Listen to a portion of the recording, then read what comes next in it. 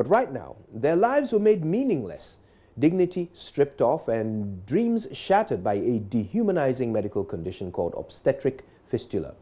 Now, this condition made them lose voluntary control of urination and defecation. Now, Abena, Issy, Grace, and Kukua shared with Joy News' Beryl Ernestina Richter their sad stories in the first part of the documentary, which aired in June 2018. Many months after the documentary was aired, 3 of these women have been lifted out of their misery. Their life-changing experience is attributed to the successful surgery that they have undergone after the documentary was aired. Here are excerpts of the latest documentary, Twisted by Birth 2, produced by Beryl Ernestina Richter. I don't know how I would have come out of this situation if not for your help. Now I am free and healed.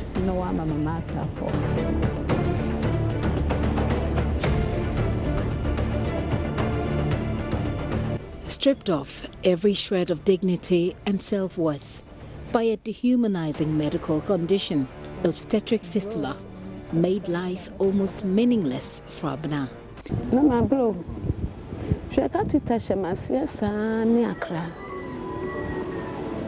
I have really suffered.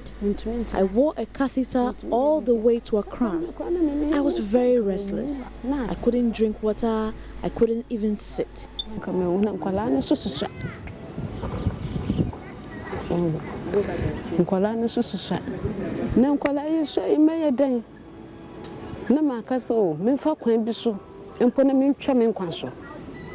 During those times, I wish I was dead so that the suffering ends.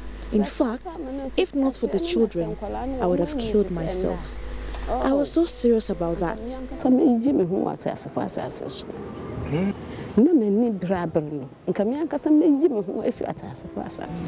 Join me in the second part of this documentary as I tell you the success stories of Abena and other women whose lives have turned around now. I visited Abena in April 2018. I'm here again at Imuna to meet her. This time around, the story is different. She's elated and beaming with smiles as she welcomed me. This is because today, her days of anguish, despair, and hopelessness are over. Abena is optimistic about the future now because she has successfully undergone surgery at the Catholic Women's Hospital in Mankasim. My situation is better now. In fact, God has been good to me. She's not the only woman fortunate to have had the successful surgery. Essie's son is also one. Here is Essie telling me about her condition the last time I visited her. I leak urine anytime I sit. Dr. Gabriel Ganeglo is an obstetrician gynecologist and a trained fistula surgeon at the Kolebu Teaching Hospital. He was part of the medical team that operated on Essie and Abena. According to him, the two benefited from a 100 in 100 initiative, which was launched by the UNFPA and its partners in May 2018. Essie's surgery was relatively less complicated compared to that of Abena, and we are very confident that Essie will be healed, and so will Abena also be. Very interesting to note that both of them were within half an hour of Fistula Repair Center, but it had to take your documentary for us to see that they were there. And we commend the Assemblyman highly for being responsive to the plight of the two who live in his constituency. The impact of Essie's condition at that time was not only evident on her, but also on her family. Here is one of Essie's daughters, Mary, narrating their ordeal to me when I first visited them in April 2018. My mother's clothes get wet every day. When she goes to the market, she's turned away because of her condition. We are helpless. It worries us that my mother is unable to work because of her condition. I feel sad for her and sometimes cry. So we need your help. Mary's prayer has been answered. She's hopeful her mother can now work to cater for their needs.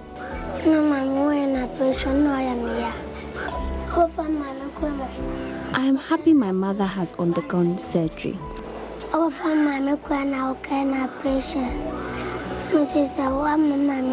She can now work to take care of us. Thank you all.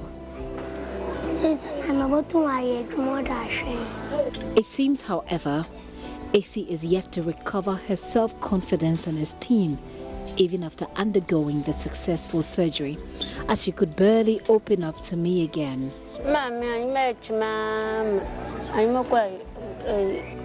By God's grace, I am better now after the surgery. But just like the last time, it was AC's mother, Mamin Prim, who was rather vocal about her daughter's condition. As a concerned mother, Mamin Prim tells me prior to the surgery, she was scared of the outcome as this was her daughter's first operation. Operation, me fear in Prebiala and Yebi. Until Mushro had maybe Aqua Baba, had a Aqua Ma. Yamina Dumala. I was very scared on that day, but by God's grace, everything was successful. Maybe no one, sir. Sancho, later by yellow, maybe what a poor. Not a poor. Manco Medeshamon. Before ye, I will make it. My daughter no longer leaks urine. I therefore give thanks to God for this. What a poor. Yamina Dumala, and no tomorrow impem. Baby, be our quabiala, and their session, or tomorrow quabi. Frabna and AC, the trauma and shame of living with a dehumanizing condition seems to be over for them because of their successful surgeries. But Grace was still grappling with the cost of sanitary pads to keep herself neat and dry. Here is Grace Esieko. I use toilet roll because that is not expensive like sanitary pad. Also, I cannot afford the pad every day to help me keep clean, neat and dry. Grace's plight and that of other women featured in the documentary, which aired in June 2018, touched the heart of a philanthropist in the United Kingdom, Yakoba Deborah. She sent some incontinence pads to be distributed to them to help alleviate the situation. This provided some respite for her while waiting for a miracle to undergo surgery. Here is an elated Grace after receiving the items. I am overwhelmed by this gesture. At least, it is good that someone has thought about me and sent me these items. Grace was not the only beneficiary. Kuka also got her share of the sanitary pads. I don't know what I've done to deserve this kind gesture from people I don't even know. I thank God and pray to God to continue to bless and give them strength to continue to help me. As is the case with most women living with obstetric fistula, having a job or engaging in any form of economic activity comes along with several challenges due to the nature of the condition. And only dear, demand me pa. If you say I didn't basana, not me what it me. Yes, na me ferry. You know, it's very difficult to sell with this condition. I always feel uncomfortable when I'm in the midst of people, especially when I have to ease myself. In such instances, I give the excuse that I'm going to buy something, then I leave their company. I feel shy because of my condition. Sometimes, even when I change clothes 10 times in a day, my whole body will still stink or smell of feces. To avoid all this embarrassment, I just isolate myself.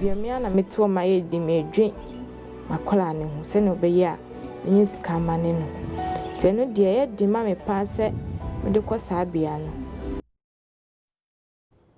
And you can watch the full documentary on Joy, actually you can listen to the full documentary on Joy FM at 6:15 p.m. on Sunday edition. Right, now let's talk about plastics in a minute after these important messages.